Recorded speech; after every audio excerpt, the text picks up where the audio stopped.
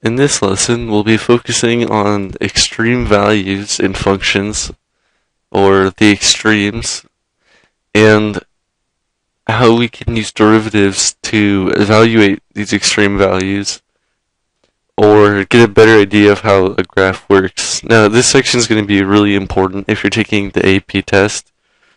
If you're just wanting to learn calculus, then this is still a really important facet of it. What you'll find on the AP test is that many of the questions are based around this concept of using derivatives in relation to what you see on the graph. And if you really understand this, I can pretty much guarantee that you'll be able to answer half the questions on the AP test if you've been following what I've been explaining so far in the video series. Now, let's get started. So, if we have a graph here, let's just plot one of our random curves on it. Now there's a couple of things I want to focus on here. You have your function. Well, like one of the really important things that we'll be looking at is positive versus negative.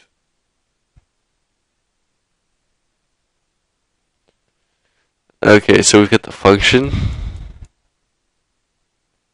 first derivative,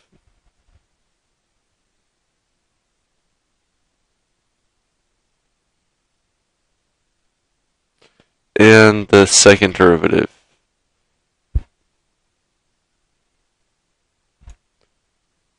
So these are the three things we're going to look at. These are the three things that will be on the AP test. These are the three things that you can read positive or negative. That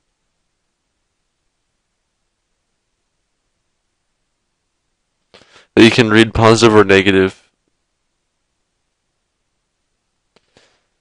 on the graph, and like you can look at a certain point on here. For example, we'll take this point. I can tell for the function it's positive, its first derivative is positive, and the second derivative is negative. Now, how did I know this? I know this because the function value is easy. That's just, is it above or below the x-axis?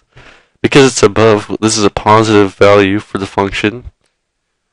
The function's first derivative, though, is talking about the slope lines, the tangent lines to each point. So if I picked this point here, as you can see, the tangent line there is positive.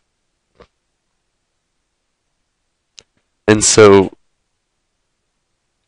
let me just go ahead and draw that. If you remember back, this is what a derivative really is. If you've kind of lost sight on what we've been doing with derivatives, there's the derivative at that point, the tangent line to that point. And it turns out that this is positive. The slope of the line is positive. It's pointing up. It's increasing. So that's positive. I can read that straight off of the graph. But the second derivative talks about concavity. And what concavity means is, when we look at the graph here, this is really the quick way to read the second derivative. This is the quick way to figure out if it's positive or negative. I know that it's negative because this is curving downwards like this the whole time. It's kind of hard for me to show on the computer, but imagine as you're going along here, starting here and moving along, it's curving downwards. And then once you hit this point right about here, it switches and starts curving upwards. And so it's about how it's curving that defines how concave it is. And the reason that I know the second derivative is negative here is because this is going downwards. And if it's going downwards, it's got a negative second derivative. Because if we think about it, the second derivative and the first derivative are pretty closely related. So if our first derivative tells us the slope, how much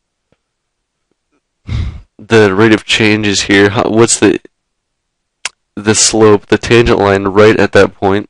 The second derivative is saying how is the slope changing from point to point. And as you can see, as we move along this curve here, as we move along the curve, this slope is getting more and more negative. And as long as it's facing downward, like this, as long as it's going like this, that second derivative is going to be negative because the first derivative is getting smaller and smaller. The first derivative is decreasing and is changing in a negative rate. Now, once we move over here, if we pick this value, for example, this time,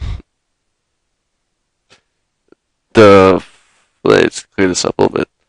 This time, the function is negative. We can see that pretty clearly. The first derivative is actually positive, and the second derivative is positive. So let's go over again how we go through this. The function's easy. It's below the x-axis, so we know right away that it's negative. This is a negative value on the plot, so we know that right away. But the first derivative, we just imagine what is the tangent line there. The tangent line is going to be positive. You can tell because if you look, it's going to look like something like that. And because this has a positive slope, that's going to be a positive first derivative. Next, the second derivative. Before, because this was decreasing, the slope at every point of the tangent line was constantly decreasing, and it was curving downwards. Then we had that negative second derivative. But here it's constantly curving upwards. It's going up, up, up. And so even while we're going downwards here, even though our first derivative says it's decreasing, then even though the first derivative says that it's decreasing, the second derivative is still positive because it's decreasing at a smaller and smaller rate and smaller until it's decreasing at a rate of 0 and starts increasing. So this is kind of like our acceleration here. We're applying some gas in the upward direction. That's a good analogy. We're applying some gas in the upward direction. That second derivative is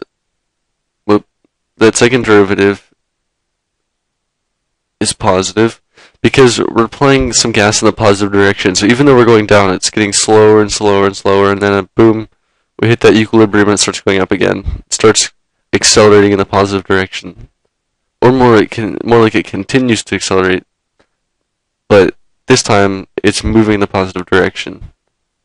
So I just wanted to make that really clear what's going on there. And I didn't really mention this, but the quick way to tell the first derivative is to look at whether the function is increasing or decreasing at that point. So if this derivative is positive here, that means it's increasing. So let's make a little chart here, or we can, I'll type some things here. So the function, look above or below x-axis. I'll make this a little smaller. Here, for the first derivative, we check increasing or decreasing. Lastly, we check, for second derivative, we check concavity, or kind of acceleration.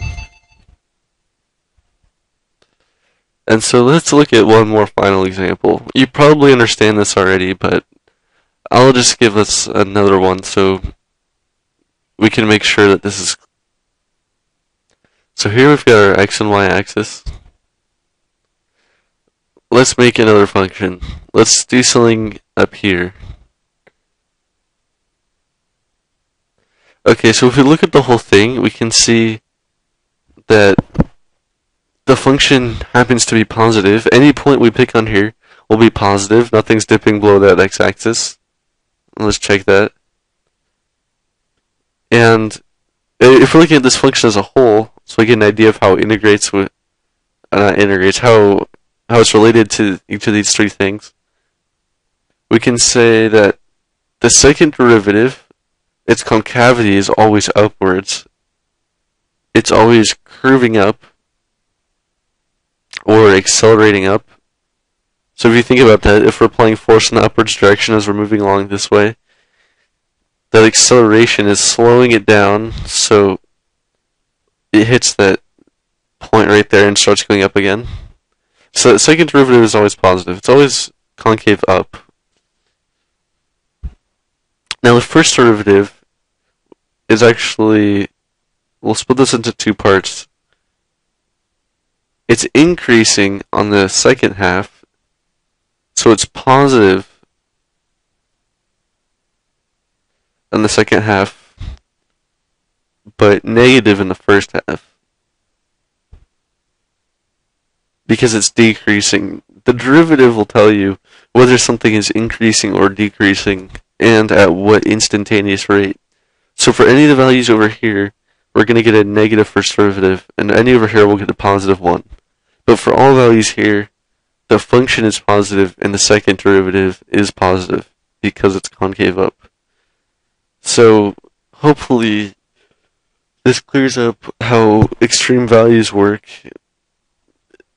These are really important, so I wanted to take the time to make sure it was really clear how they work. If you don't understand it, feel free to rewatch it, and I think while you're doing your homework or studying, it'd be a good idea to keep this chart with you, because even if it doesn't make sense now, as you continue to apply it, the pieces will fall together, because it's really not too difficult of a concept. So thanks for watching, and in the next video we'll be looking at how to use extreme values to actually solve functions and optimization. So I'll see you then. Thanks for watching.